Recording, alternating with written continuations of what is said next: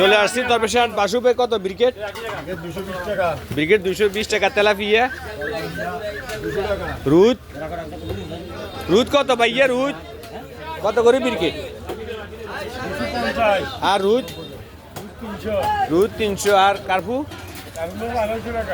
আর ফাতা কত? মাশাআল্লাহ দরবেশের হাট মাছ বাজার দেখতে পাচ্ছেন। ভাইয়া কাতলা কত করে? কাতলা কাতলা 550। আর তেলাপিয়া কত করি?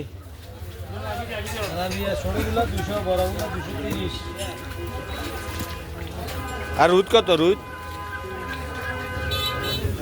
রুদ কত করি?